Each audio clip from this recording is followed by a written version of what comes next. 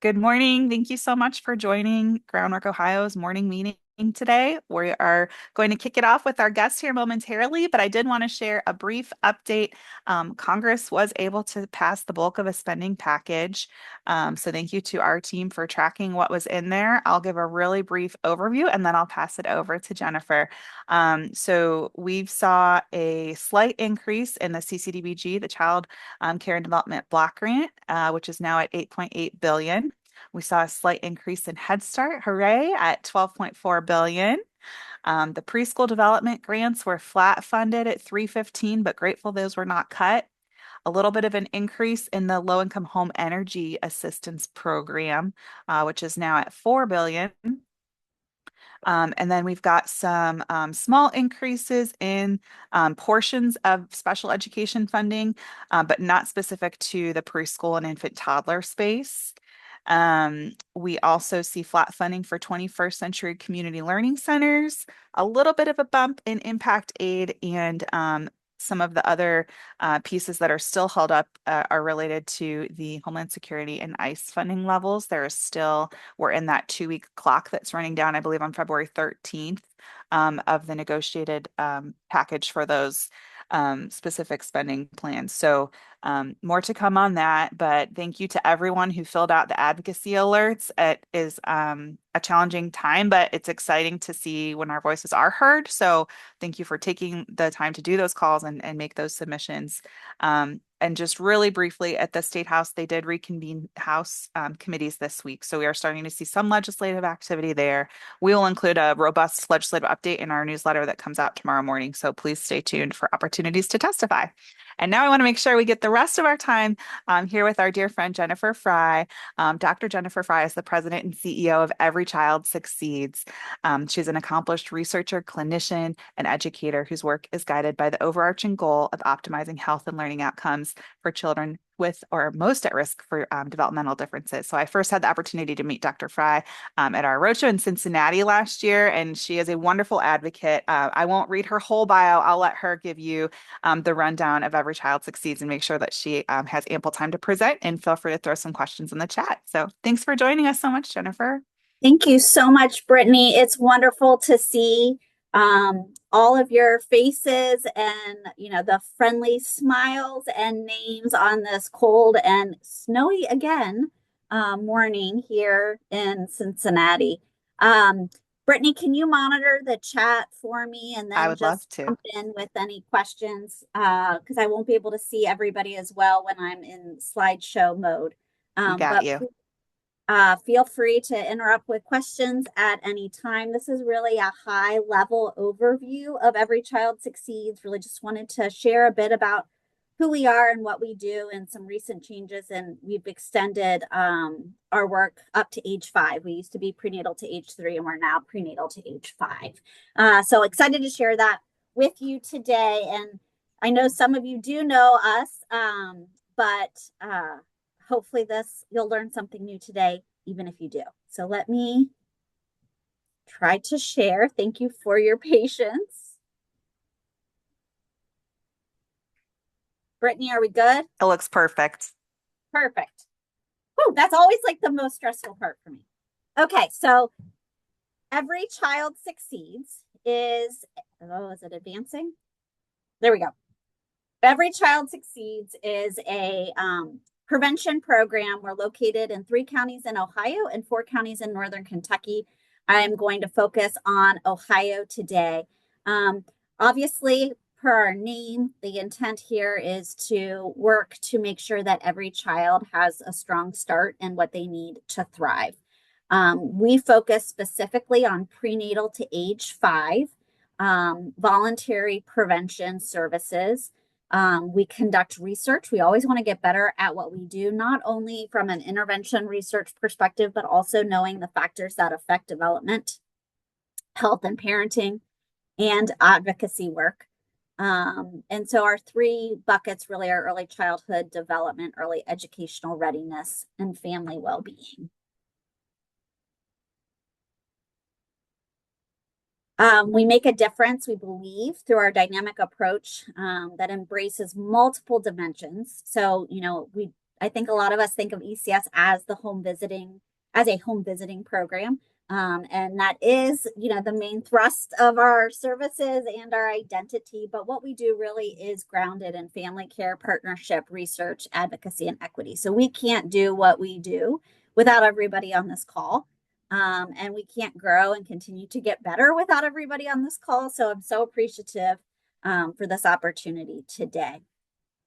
In order to achieve mission or strive towards achieving mission, we engage in community outreach and education. We have a phenomenal community partnership team. We offer evidence-based prevention programming in the form of home visiting models. I will share more about that. We work hard to partner with other providers and services. We want to try to minimize barriers in the system and have smoother and seamless referrals and connections. Those connections are being strengthened within Cincinnati Children's and primary care right now, but also reaching out to community-based healthcare providers and continuing the relationships we already have with social services and WIC and legal aid, et cetera. And then with your help, we advocate for policies and funding to enhance family well-being and child development, really believing that if we can, the earlier we can partner with families, the earlier we can start, the greater return on investment. And then for our specialized and tailored prevention, we implement 4 different evidence-based home visiting programs. 3 of those are in Ohio, conduct research and work to build better systems. We have, even though in Ohio, we have a needs-based, income needs-based eligibility criteria for 2 of our models. We have families who sometimes need even more than that. And so for those, what we would think of as tertiary or most specialized services, we offer moving beyond depression for families, for mothers who have postpartum depression, but we also refer to other services. Our work is grounded in multiple theories and scientific evidence. Importantly, attachment theory is really guides our work. We truly believe that to improve child outcomes, we need to be working directly, obviously, with the parents. And so attachment theory emphasizes how important secure parent-child relationships are for children to have healthy social emotional development. Ecological systems theory. We know that children do not live in bubbles, even if as a parent we may want to keep our child in a bubble. But we recognize the multi-level influences on child and family well-being, the family, the community, the systems. We believe in a risk and protective factor framework where we're trying to reduce risks like maternal depression or poverty-related risk factors and enhance protective factors like responsive parenting and access to care. And then as a researcher, I would have to also make sure we don't miss developmental neuroscience. We all know how critical early brain development is, and that our opportunity really is in that first 5 years to optimize all the connections and how important early nurturing experiences are during that critical neurodevelopmental period. So what is evidence-based home visiting? They are structured programs that deliver support in natural environments at a parent's location of choice. Usually that's the home. It doesn't have to be the home. It's guided by prevention science and specifically designed to promote child development, improve parenting, and reduce adverse outcomes. There are many, many, many home visiting models. Some come from the field of social work, some come from the field of medicine and health and nursing, and some come from early development and early childhood education. But for federal funding for home visiting, the home visiting models have to go through a review of home visiting evidence of effectiveness, or home V. And they, as of 2025, have recognized 19 models as evidence-based home visiting models that meet the criteria for federal funding. And so those models have to demonstrate favorable impacts in at least one of the 8 outcome domains that they've identified. And I'll get into those in a second. In Ohio, they have approved Parents as Teachers, Healthy Families America, and Nurse Family Partnerships. So three of those 19 models as eligible for public reimbursement and support through Help Me Grow and DCY, as well as Family Connects Ohio. So those 8 domains per federal legislation that we need to hit evidence fall under child development and school readiness, child health, family economic self-sufficiency, linkages and referrals, maternal health, positive parenting practices, reductions in child maltreatment, and reductions in juvenile delinquency, family violence, and crime. So you can see we go from, what seems to be measurable and observable in the moment for child or parent outcomes, but also then to long-term effects over time and within the system. So as I mentioned, ECS implements 3 models in Ohio. We, for a long time, have implemented Healthy Families America and used Growing Great Kids as our curriculum. We are in the process of transitioning to Parents as Teachers for our curriculum and our model. We are transitioning in large part related to our increasing our scope to age 5, and also really wanting to target include some of the components that are in PAT. So the purpose of PAT is to strengthen parenting knowledge, competence, and practices, and increase early identification and referrals.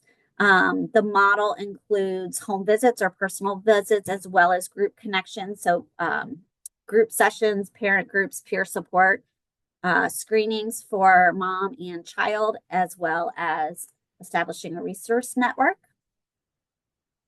The evidence for PAT shows positive outcomes for parenting practices and child development, including academic related outcomes.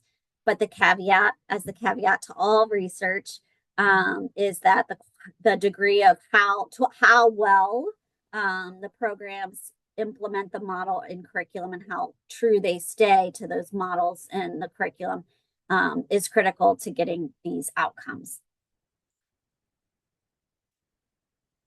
The second model that we offer in Ohio is Nurse Family Partnership, and NFP is designed to improve pregnancy outcomes, strengthen early parenting and child health and development, and support maternal life course. So includes things like goal planning and further education and employment. Families who partner with us through NFP have nurses who come to their homes prenatally to age 2. And the nurse-led home visits focus on prenatal health coaching and risk reduction, parenting skill building, and responsive caregiving support, as well as goal setting and connections to other services.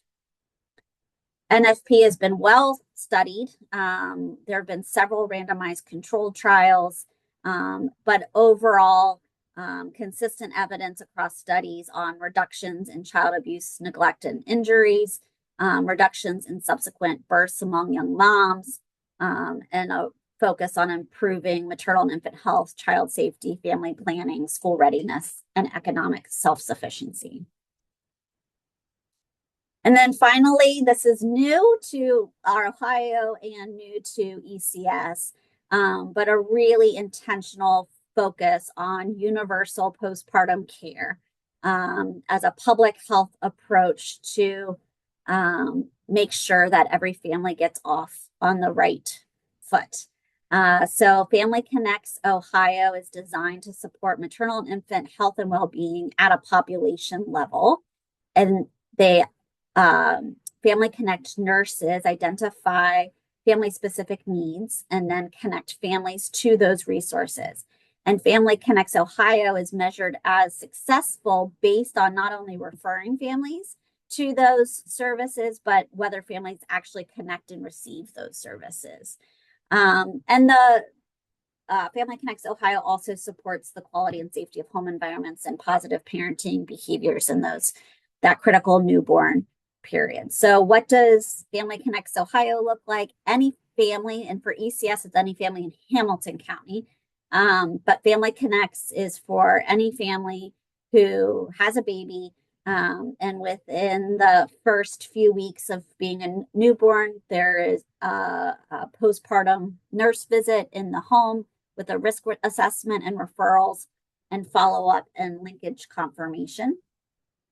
Um, and uh, we are really happy that we have been able to sort of broaden the families that we're seeing. This is not income based, and we realize that every baby needs support, and every parent can benefit from some additional check-ins. So we're really emphasizing the value of this as a continuum of care and postpartum care for families in Ohio.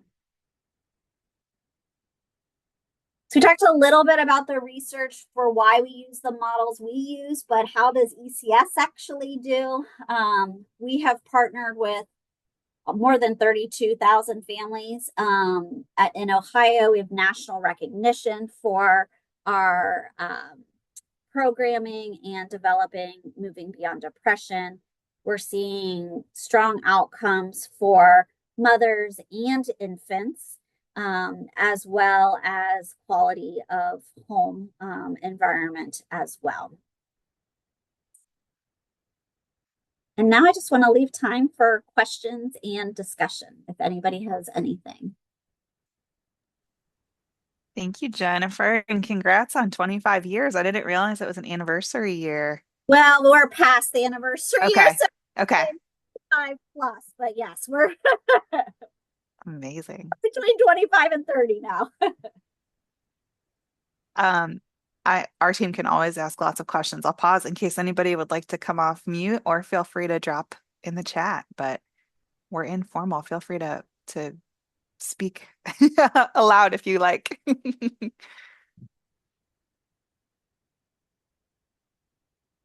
All right, folks are still waking up and warming up. Um, Jennifer, what would like if there was one takeaway you could ask everybody on this call from their different part of the state? We've got folks from every region practically on this morning. What would you ask them to do to be supportive of your work? What's an action item they could take for homework?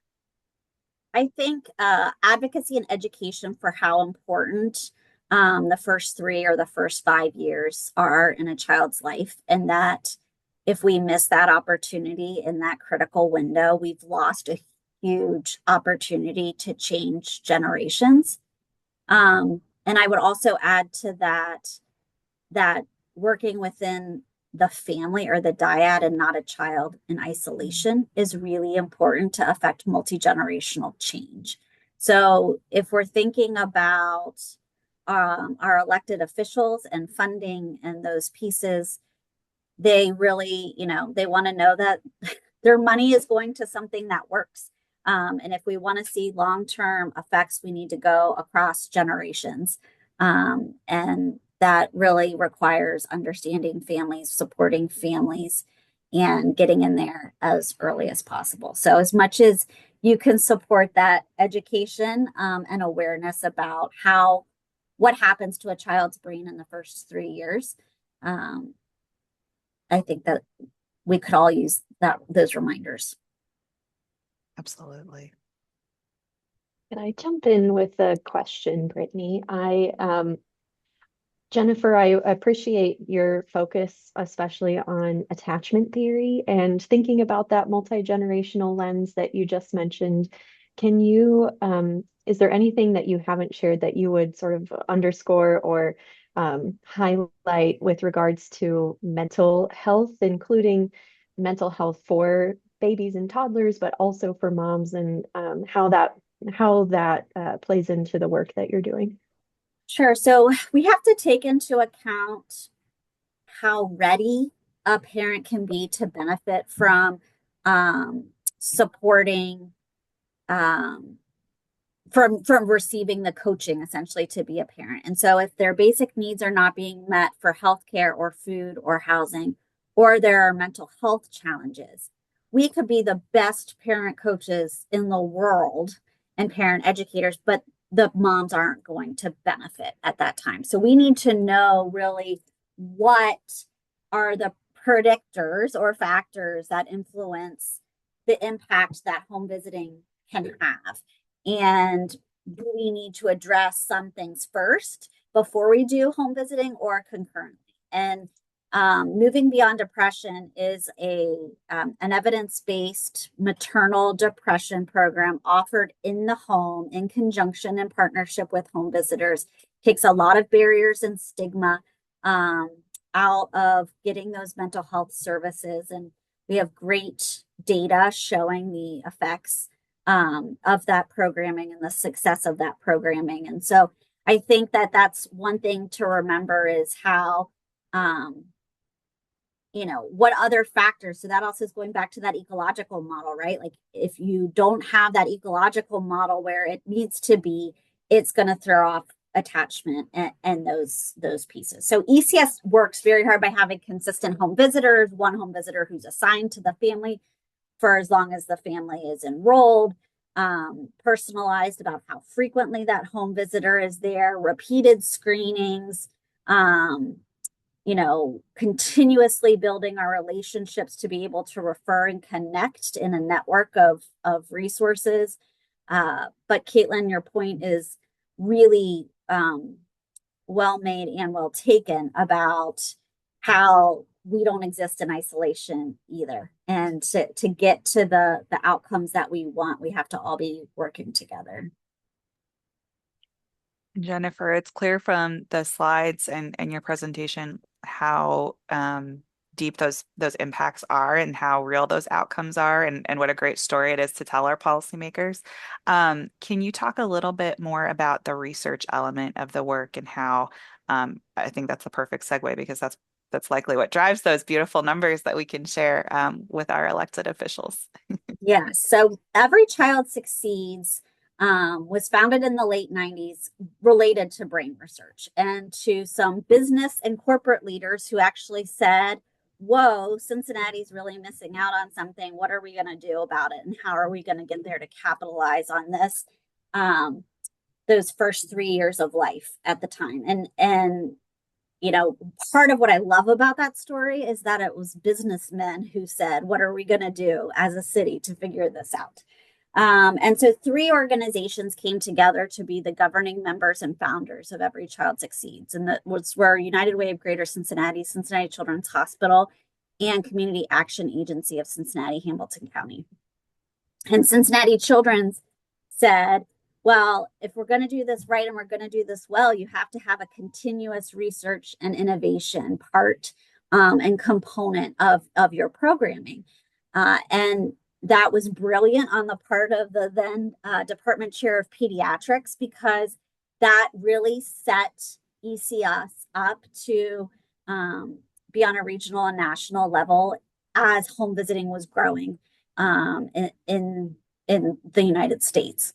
And so that is truly, our scientific director says research is in our DNA.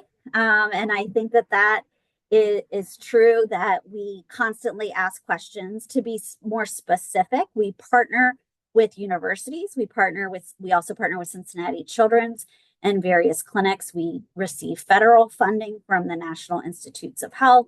We receive local kind of startup funding, internal funding mechanisms to get pilot data to then be able to apply to the National Institutes of Health.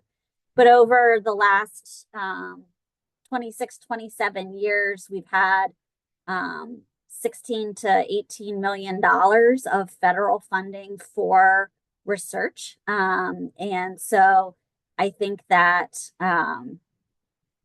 that really speaks to not only are we trying to ensure that we continue to support and partner with families on this journey so that every child can thrive, but that we know we have the resources and information to tailor what we do to what works for whom under what circumstances.